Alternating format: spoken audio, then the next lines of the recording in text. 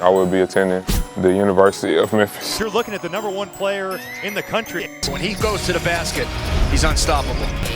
James Wiseman, a transcendent player for this program. James Wiseman ruled ineligible by the NCAA. There's a lot more to come with this story. No one's best interest to serve that James Wiseman is going to spend a year without anyone seeing him play basketball. The GM who passed up on him won't be around very long. I mean, you're talking about a physical specimen. He's ready for the NBA right now. Who am I? I'm James Wiseman.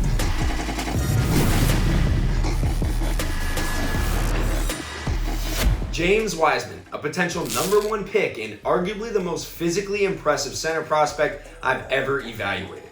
It's Wiseman's combination of rare, superhuman physical gifts and his potential as a ball handler and shooter that gives him more upside than any big man in the entire draft class. It's Wiseman's agility and coordination at close to 7'1", 250 pounds with a 7'5" wingspan that makes him so tantalizing.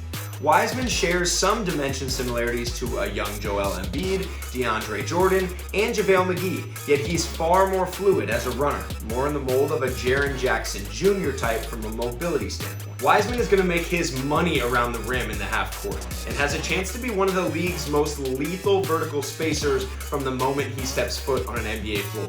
He has a huge catch radius, he's extremely agile getting into ball screens, and he's explosive with a head of steam. Throw it up near the rim, he's going to go get it. Wiseman should be a point guard's dream as a lob catcher. But it's not just the bounce and the go-go gadget arms either. He has soft touch with his left hand around the rim and a fair amount of finesse and deception for a 7-footer.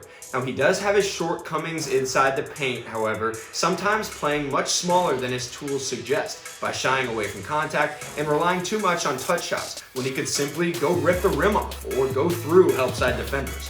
His tendency to avoid crowds and contact is most pronounced on this possession against Oregon. Wiseman turns what should be a power dribble finish against 6'5" guard Will Richardson into a 15-foot fall-away. He has considerable shooting potential, but still has to become much more consistent with his jumper to justify how often he'll settle for it. When he's fully engaged, James Wiseman has a chance to be an absolute force on the offensive glass. His motor has really improved over the course of these last few years, and his length and quickness figure to make him a major factor in these situations. Where Wiseman has a chance to be truly elite, maybe even special someday, is at the rim defensively. Now, while his instincts still coming along, his discipline still has room to improve, Wiseman shares a lot of the same qualities that you'll see from some of the NBA's top rim protectors. He has a huge standing reach, he's fairly quick off the floor, and he already showcased his pretty sound timing rotating from the weak side, especially on these baseline drives, erasing shots with relative ease. Now, Wiseman is still a little bit green in terms of his discipline, like I said, as you'll see here against Oregon.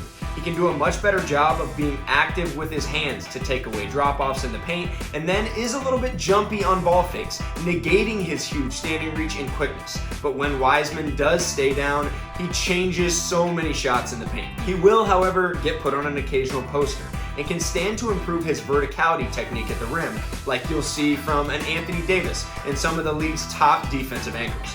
His tools are certainly there, but he's still learning how to play that cat and mouse game as the backline defender, bluffing at guards before recovering to his own man, another key quality in the NBA's best shot blocker. Where Wiseman has by far the most room to improve is as a pick and roll defender. Now, it's not a matter of sheer ability, okay? He's light on his feet, very agile, long arms, super rangy, should actually be an asset in pick and roll situations down the road. It's more a matter of his lack of high level experience. He hasn't played all that many games against elite competition, and that showed both in his film at Memphis and his high school tape. Now, here against Oregon, Memphis guard Damian Ball should be forcing Pritchard to his left hand, as it seems, based on where Wiseman is standing, that Memphis wants to weak the ball screen here. Even so, Wiseman needs to put himself in position to contain the ball handler and react to Pritchard. Then, when he isn't able to recover and contain the ball in time, he could have still broken this play up by simply hustling inside of Shakur Juiston with Precious Achiuwa helping up the lane. He doesn't, and Oregon gets a wide open dunk. Here during the Nike Hoop Summit game, just look at how flat-footed he is, not in a stance or in position to contain the ball. Instead, he's late reacting and gives Precious a wide open lane to the rim. It's going to take him some time, but he has the foot speed and length to be a factor in pick and roll situations. Here in the Jordan Brand Classic game, you can see he's more than capable of sitting down, squaring up the ball, jabbing at it with his left hand to make Cole Anthony feel uncomfortable, and then forcing him into a contested pull-up three.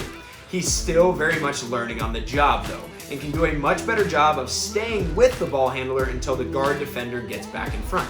He doesn't always take the best angles either, as Nico Mannion exposes here with the pick and roll split, attacking Wiseman's top foot.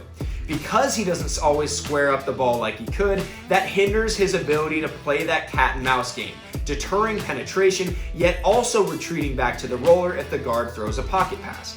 When he is fully locked in and focused on staying disciplined, he can be an asset in these drop situations. Here against Peyton Pritchard, he does an excellent job of giving himself the necessary room to stay in front, yet also being close enough to contest if Pritchard pulls up. Because of his length, he's able to drop deep into the paint, yet still contest pull-up twos, which every NBA team wants to more or less concede.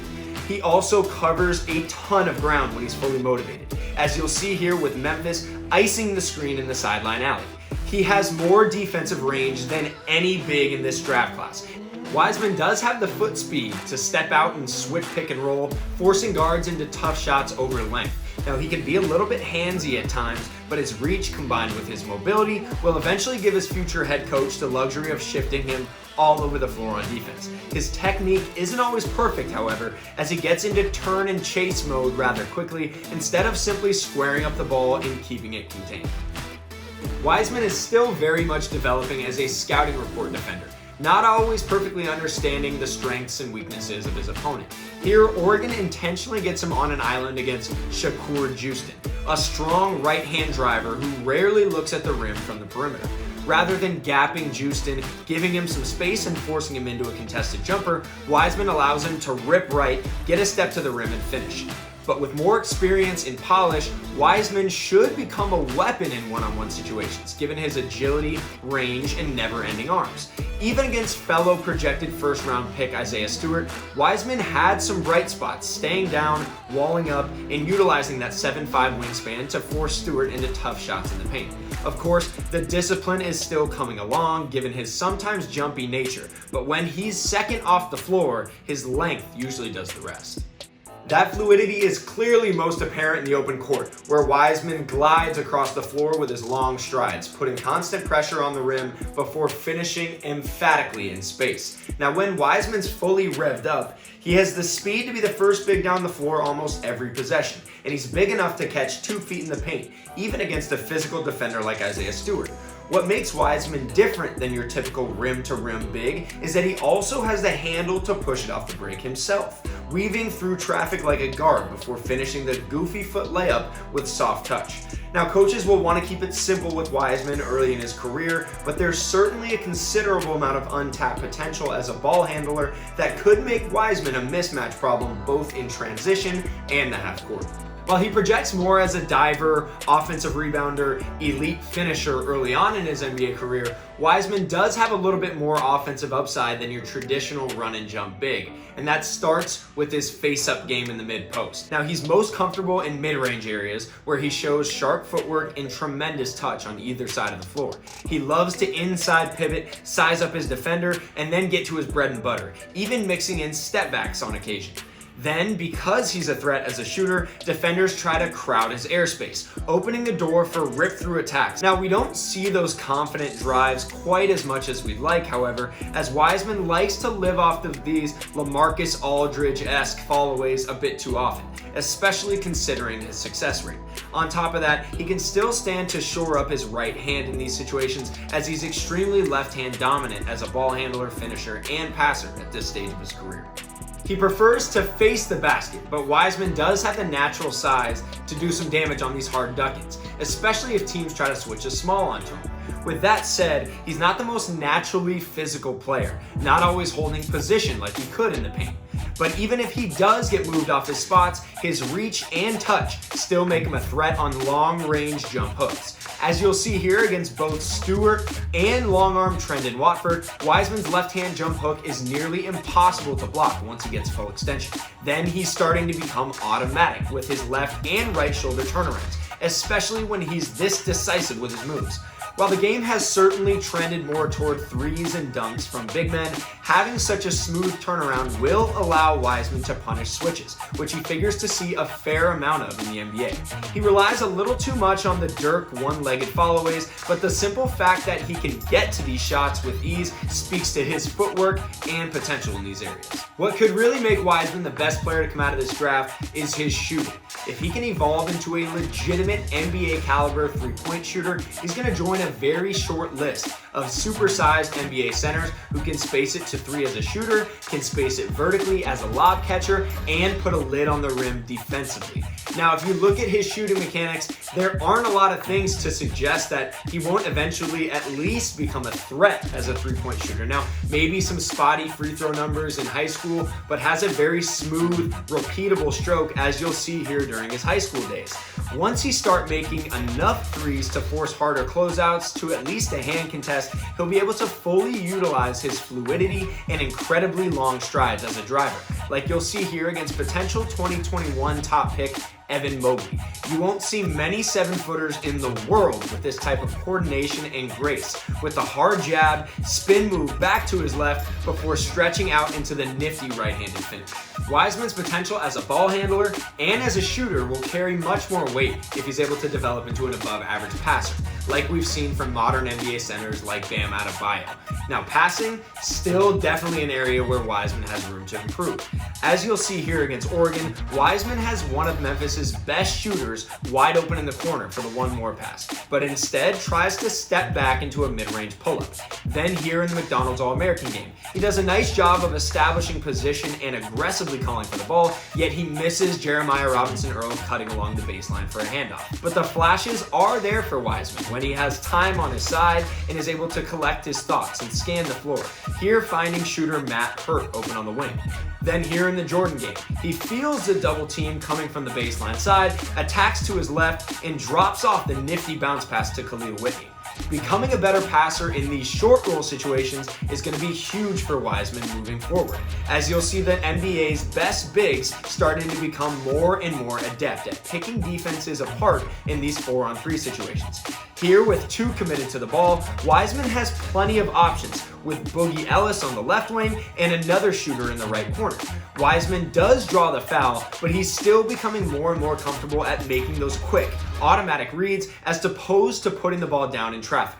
But the flashes are often enough to generate some optimism. James Wiseman is arguably one of the most difficult prospects to project in the entire 2020 NBA draft, largely because of his limited sample size, playing only the 3 collegiate games at Memphis. Now, we've been evaluating Wiseman for what seems like forever, since he was a 15-year-old at USA basketball camps, on the FIBA circuit, Nike EYBL, McDonald's All-American, Jordan Brand Classic, Nike Hoop Summit, and then during his brief Memphis career. But your average NBA executive, I'm talking president, I'm talking general manager, maybe they caught a little bit of the Hoop Summit week, maybe they were at Memphis's pro day or the Oregon game, but they're simply not as big of a resume to go off of as compared to an Anthony Edwards or maybe a collegiate upperclassman. So a little bit more uncertainty there surrounding Wiseman. There have always been some questions about the toughness, the resolve, the feel for the game, but when you strip away all the drama at Memphis, okay, you still have a kid who's near 7'1" and is a physical marvel, runs as well as any big man prospect I've ever seen. On top of that, has potential to space the floor as a shooter, shows you glimpses as a ball handler, and could be a nice fit in today's game defensively with his ability to protect the rim at a high level and maybe even step out and switch ball screens eventually. So I do think there's been a level of nitpicking going on with him, both from NBA teams and from media members. So as long as he lands in the right situation, an NBA team that's going to force him to focus on the little things first, rebounding, protecting the rim, guarding, pick and roll, and finishing, then he's got a chance to, down the road, continue to add those skill pieces and eventually be an all-star someday if he completely buys in. Thanks for watching ESPN on YouTube. For live streaming sports and premium content, subscribe to ESPN+.